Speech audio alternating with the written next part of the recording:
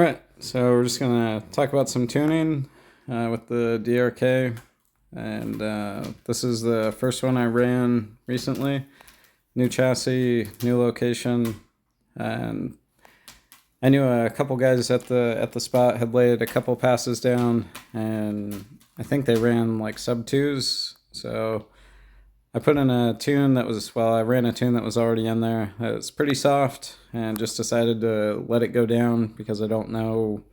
I'm still trying to get used to this new car, new bullet chassis or new used. But anyway, so car went down, ran a 224 at 69 mile an hour. This is what the log looked like. So we can see, I think it was 20% for 0.2, 35% for 0.2, and then 51% for 0.2, and then it went up to 0.25 at 70, and I believe 0.25 at 80. 91 was probably 0.2. I know sometimes the DRK logs miss a line or something like that, but in any case, this is what it looked like. It did go down. So everything was good. We can see we had a total of 45 degrees of timing, and that was turbo timing, so only at the end stage. So this is, I got to take 2 screenshots. This is just with the voltage, and then this was the next tune. So we're running, I guess, gearing 2890 at this point. So we can see the throttle punch there is 1%. And let's see. Sorry, one sec. Yeah, so 1% on the throttle punch there. And then, so the tuning style that I used was kind of linear staging and then kind of like a top-down approach, which is usually pretty mellow and pretty easy to work with. So I guess we'll just talk about linear staging real quick. Okay, so for example, on the next tune that we put in, it had a starting first stage of 35%. So if we take 100 and minus 35, that's going to leave us with 65. So with 7 stages, your 7th stage is obviously always going to be 100%.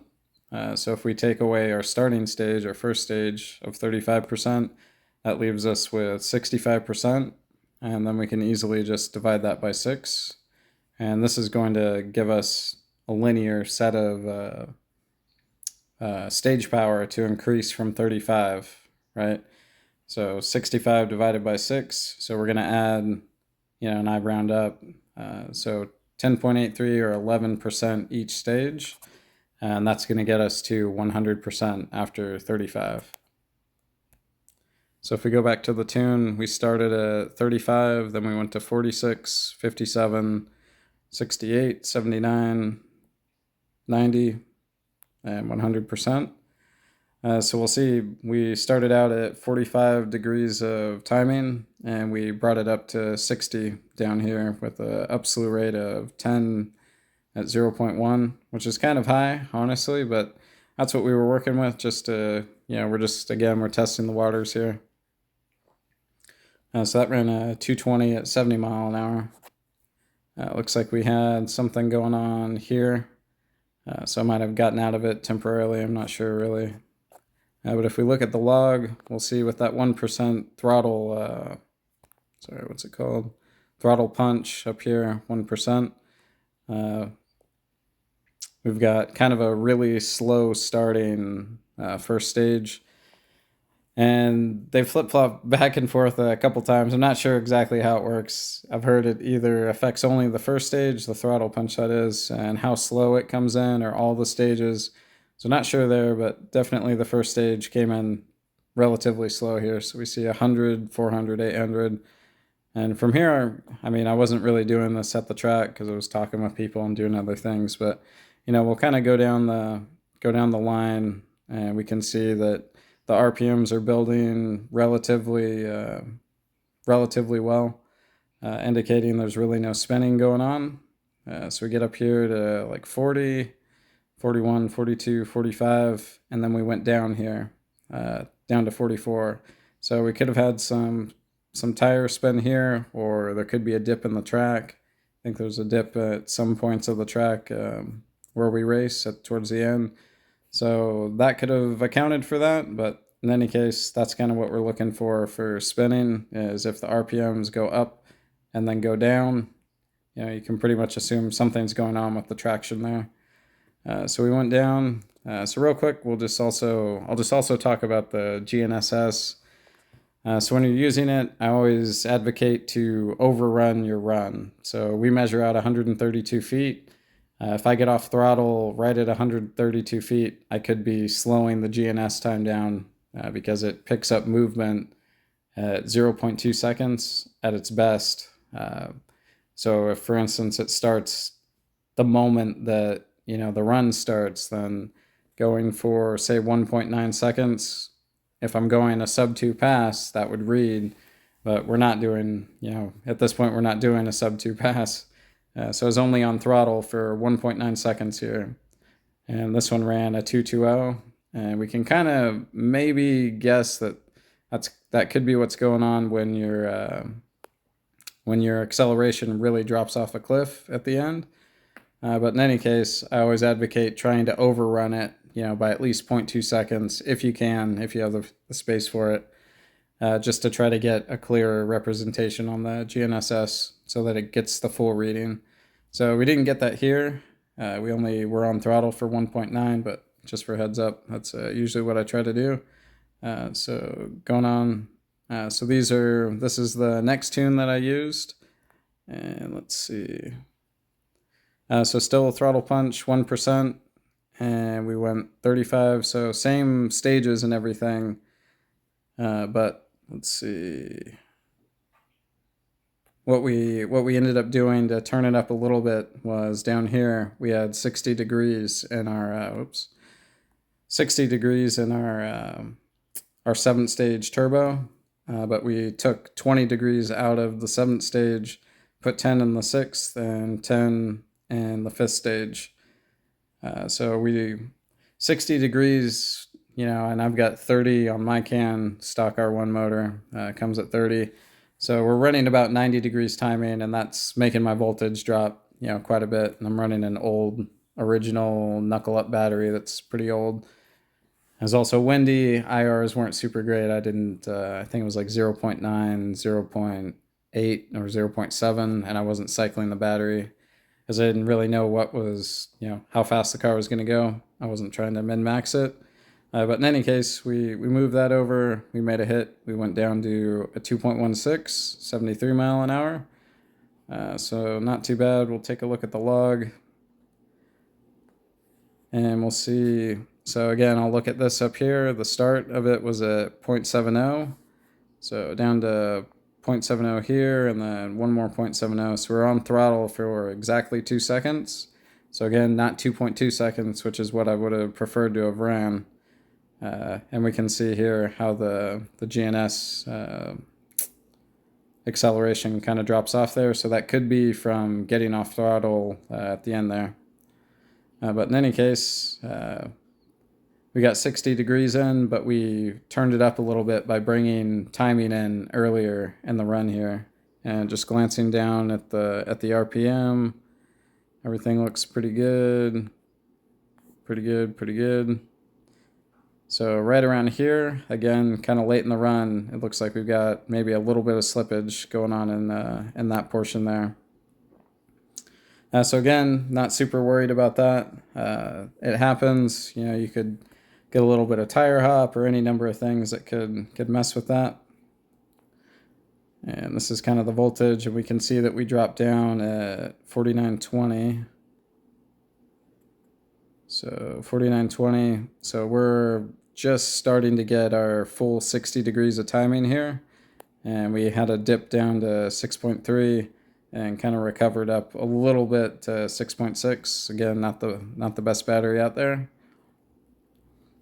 So continuing on, so this is kind of the top-down philosophy I'll start talking about here in a minute. But to turn it up past this stage, if we look at this tune, all the stages are 0.2, 0.2, 0.2, 0.2, 0.2. So at this point, we've got a couple more passes down. The groove's built up a little bit more. So rather than going with the top-down strategy that I'll tell you about in a sec, we went with a full reduction of all stages across the board down to 0.15s. So this was kind of a Hail Mary approach to see if it would stick. Then we kept the throttle punch low, but we just wanted to see if these stages would hold at 0.15. We kept the timing, everything, the slew rate the same, and we ran a 205 at 73. So it took it. So that was good. We got a pretty good drop on the GNSS there. And unfortunately, I don't have the log on this. I probably saved it as Excel or something. But so this is kind of where we start moving into kind of the top-down approach, where we start reducing stage times from the top of the power band. And we do this, or I do this, because it's easier to, if the car is making a decent hit, and for me personally, I consider, going at these speeds, the faster you go, you're going to need to go faster. But if I'm hitting about 1.5 Gs by the 0.04 mark, I'm usually pretty happy. And we can see it pulled pretty hard at the late track there. So at this point, I'm going to start doing top down. So what I did here, I left all the timing the same. We had the 10-10 and the 40, the turbo. But what I did is I reduced the last two stages by 0.5 of a second. So when you start getting towards the limits of what you think the car might take, I start doing small incremental changes to see if it'll stick, because if you make one change that's too big, obviously, it might not make the hit, and you're gonna have to turn it back down, which I prefer not to do. I'd rather hopefully make the hit and do slow progressions. So we took off 0.05 off the last two stages, and we also increased the throttle punch by up to 10% from 1%. And we also reduced our upslew rate from 10. Actually, I think I changed it to 0.7 on the previous run, if I remember right. But in any case, we've got it at 5 degrees at 0.1. We ran a 201. So if we look here, we've got kind of a lower starting thing, or a lower speed hit according to the GNSS, which is not necessarily good, but we ran a faster time. We ran faster mile an hour, and that's presumably because we brought the power, we brought more power in a little bit sooner just by shaving off the total of 0.01 of a second at the end of the stage there. We could have also potentially made some more RPM by reducing the upslew rate, which wouldn't pull the voltage down as much. But in any case, we did a 201 at 76, so we went faster. That's good. And that was really close to my personal best of a 2.00. So if we look at the log here, we can, so again, I'll look at the very start of it, which was 0.35. Look down to 0.35, so we're already into 100%, second in, and we made it to 1.9 seconds on throttle before we cut off. So again, would have preferred to have held it in there a little bit. We might have to move our starting line a little bit further back, and I might be able to stay in it more consistently to try to get a better GNSS reading. But we made it all the way up to 71,000 RPM.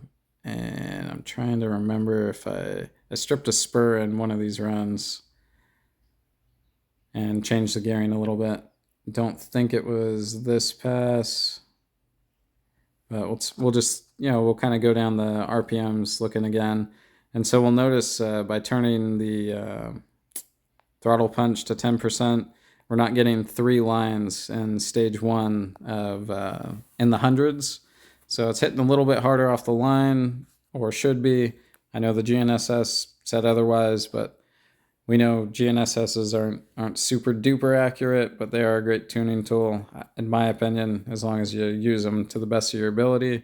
So I'm kind of going down the RPMs here, looking for any type of slip, or any big jumps or anything like that.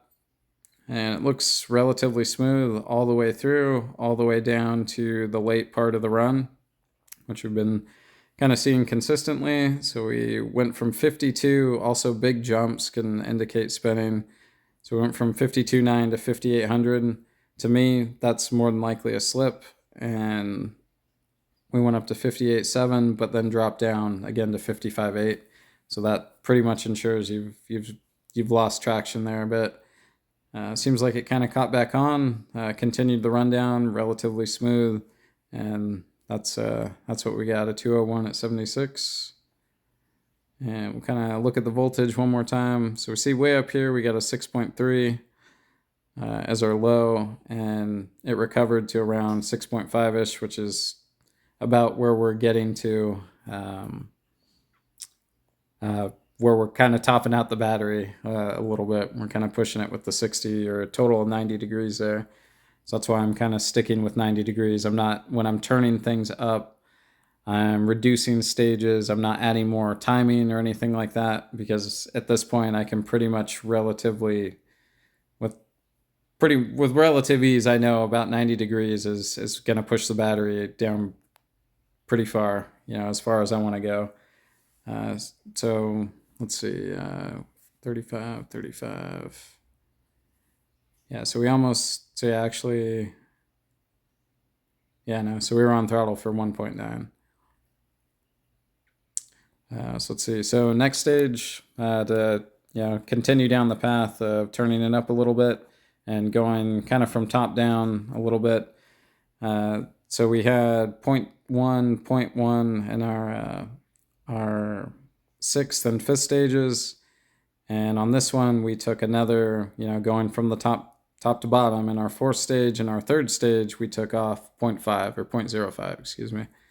We also increased our throttle punch up here to 20%. Just try to get a little bit more off the line. But timing, everything like that, all the stages stayed the same. I'm assuming, I believe I left the slew rate. Unfortunately, we didn't get that part in the screenshot. I think we left the slew rate the same. And so at this one, we ran a 2.09 at 73. We can see on our graph up here, we got above 1.5 at 0.4, so I'm good with that. 209 at 73. And this is what the run looks like. So let's see. So we started at 0.75. So we have 0.75. So we made it to 0.75 here. We were still on throttle, which is good. And so the hit was 2.1 seconds. And we ran a 2.09. So we were on throttle long enough for the GNS to read, which is ideal. So that's good. So let's see kind of what happened here. So we're kind of going down the RPM, and we can see right here is kind of a big jump from 23.7 to 2800, and it was not during a shift or anything where it would indicate it should jump, pretty big. So we went to 33, 35, 38, 43, 46, and right in here it looks like we're getting some slip, and then it catches back up right down here, 42, 45, 47, 50, 51. So it looks like it regained traction, and probably right around the same spot it's kind of losing traction there. So when you've got consistent traction losses like that, it might be, the car hopping, whether it be a dip in the road or, you're wheeling and getting a little air under the body. Some kind of traction loss is going on somewhere in there. And, that's not good, but sometimes it's out of your hands if it's track. You can try to tune it out, but we're so deep into 100% at that point that it's kind of, I kind of assume it was track at that point. So we're going 55.9, 59, 65, 64. Looks like we lost another little bit there. And we were stagnant on 67 and 68. And then we kind of finished the run out. Looks like it caught traction and kept going. So again, that was a 209 at 73. So a little bit slower there. So we kind of went backwards a little bit. But we're gonna continue on. And see, we dip down to 6.4s, but again, at about 90 degrees of timing, we're holding right around the 6.5 mark with this OG Knuckle Up 8100, which is honestly not too bad. I'm okay with it.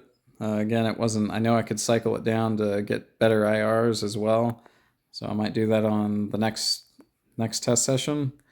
But we'll go on here. So let's see. At this point, I think I had stripped a spur, and I might have switched the gearing, or maybe it was this pass. We'll see.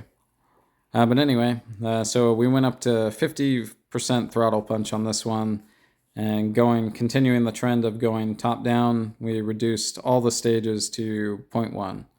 So 0.1 first stage, second stage, and like I said, I kind of shaved 0.05 off of each stage for each run to turn it up a little bit, and then small incremental changes can make big differences. So when you think you're getting close to the max of the car, if I was really trying to push it, as far as I could, I might be taking off 0.05s, but I know that gets tedious, and depending on how quick you are on turnarounds and tuning and things like that, sometimes that you don't want to do that. You want to kind of give it the beans and see if it sticks or not. So I get that.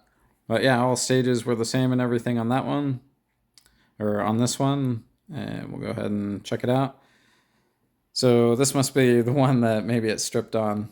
So we ran into 11 at 64 miles an hour. So this must be where we stripped it.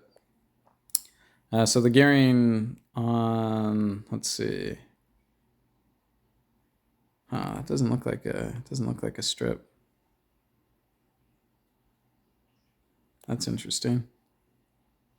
Well, I'm not sure. We'll keep looking, but I know one of the runs I stripped it on. I'm not sure if I even saved that one, but 64 mile an hour is pretty suggestive that we didn't hit it. We didn't get what we were looking for.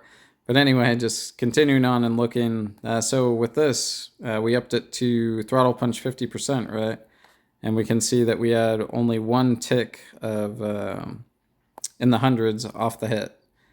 So as we increase the throttle punch, we're getting a harder launch there, and we can see the G's have gone up pretty considerably at 0.4 mark.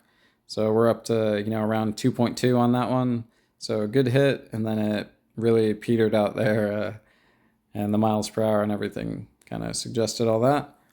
But let's see kind of what happened. I almost wonder if it stripped after the hit. Something happened on this run. In any case, just looking at the data. So we're going down, looking. So right in here, we can see, that there was some pretty significant slip. So we went from 29.7 to 38.7. So that's 9,000 there, or whatever it is. So that's a pretty significant slip there. And it might have caught back on, but we're still kind of slipping all through here when we've got these stagnant RPM ranges, and we're not increasing by at least 1 to 3,000 or so. You can pretty much assume that you're slipping, and it looks like we must have been slipping all the way through here, or it chipped a tooth or something. I'm not sure what happened, but this must have been the run. Oh yeah, I can see I got out of it there at 0%. So maybe this run was a crash, or I had to let out something. Something happened to get us 64 mile an hour and be pretty much out of it at the end there. And we can see the RPM at the end is much lower as well. But looking at the timing, so 0.95. So we were also not on throttle for the whole GNSS on that one. And let's see, so there's that. All right, so on this one, we changed the tune up a bit. So at this point where I was running 0.1 per each stage, at that point, I had kind of a couple options where I could go top down again and reduce the last two stages to 0.05. or I could increase, or in my head, I could increase the first power and kind of relinearize. That's a word. Don't trust me on that. The stages to try to get a little bit harder off the line and kind of experiment with moving that up. So that's what we did there. So we changed it to 40% off the line. And when we did that, we did the same thing. So linear stages, right? So if we take 100 and minus 40, that leaves us with 60. And if we divide 60 by 10, obviously we get 10% each stage. So that's what we got here. 40, 50, 60, 70, 80, 90, 100. So when I did this, I went back and I increased the first, second, and third stage to 0.15.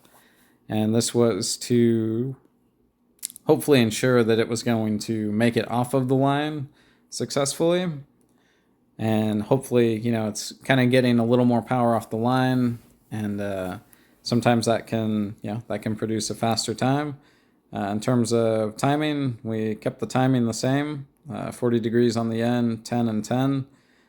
And we changed the slew rate to 7. So I believe we were at 5. So we upped the slew rate a little bit.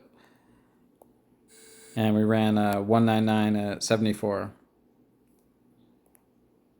And looking at the logs, so we've got no 100 RPMs in the hundreds at the start, and so we can see that it didn't read the 0.15 on that or the second stage. So again, sometimes that happens. So first, second, and third stage should have been 0.15, but you're trying to read 0.05 of a second with logs, and things happen, I guess, with the ESCs being only as capable as they are. So sometimes you'll see that. That's normal. But anyway, 199.74, and we'll kind of go down the log. 18, 25, 27, 41, 45, 48, 51, 57. So right in here, right around that same point of the track, we had a stagnant 62.3, 62.4, which again would indicate a little bit of slip there, or a little bit of traction loss. Looks like it caught back in pretty well. So we started gaining again, 68.3, 68.8, and we're making pretty slow progressions there. And then we jump again down here, 76 from 72, kind of catches back in, and we finish out the run. So that slippage, who knows, could have been this huge drop off in our acceleration, maybe, not sure. But let's see. And again, we're still pushing around 6.5, somewhere there in the voltage. And let's see, how long were we on throttle? So 0.9. So we were on 1.95. We were on throttle for, and we got a 199 on the GNSS. So again, ideally, I'd want to be 0.2, 0.2 of a second over what the GNSS reads to ensure that it read the whole run. And this big drop off could have either been from slip, or could have been just being off throttle while the GNSS was still recording.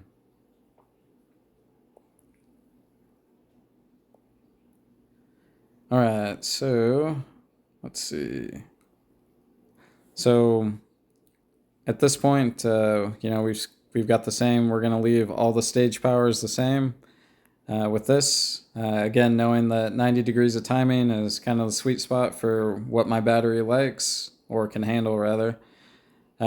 We had 40 in our 7th stage turbo, and we robbed another 10 from that, and we moved it down to our 4th stage here. So now we've got 10, 10, and 10. And of course, the earlier you bring the timing in, as long as the battery can hold it and doesn't get ripped too hard on it, the earlier you get the timing in, the more you're going to be able to potentially benefit from having more timing and generating more RPM. So we upped the throttle punch to 60, brought that turbo timing in, on on the additional stage there, and we upped the slew rate as well on this one. And let's see. And I guess I could say somewhere in there we changed. So this gearing was 96.28 because I stripped a spur in there. It must have been on that 60-mile-an-hour one. I think it stripped late in the pass because it slowed down at the very end and ran into a wall. But so at this point, it was 96.28, yeah, and that's when we ran our 1.87 at 78, fastest pass I've ever ran to date. And we'll get to the log. So we did have a hundreds portion of the 40%, but kind of going down it. We had kind of a big jump from 10.7 to 15,000 there. Going down, we had another pretty big jump from 32 to 37, and it looks like we had a little bit of slip right in here-ish. So that big jump from 32 to 37 could have been the beginning of it. It could have been trying to recapture traction, and then we jumped to 48 and stayed stagnant at 44 there for a second. So 44.8, 44.7, and we went up to 58, 51, 52, 55, on and on and on. And it seems like it mostly kept traction. We had another dip right here, which would indicate probably a little bit of slip, and then it finished out the run. So let's see, we started at 11.0, and we were on throttle for exactly 2 seconds on that one. So that's almost 0.2 of a second past what the GNSS read. So that's good. So that was a pretty clear run. We did see a sharp drop off at the end there, which again might suggest maybe it was still reading as we got on the brakes or let out. But yeah, not too bad. So what we can see here is we dropped down at one point to 6.1 volts. And that's at 11.9. So at 11.9 we had 60% of timing in, and that lower drop on that could have been a result of bringing that 10 degrees of timing in earlier, which dropped that down.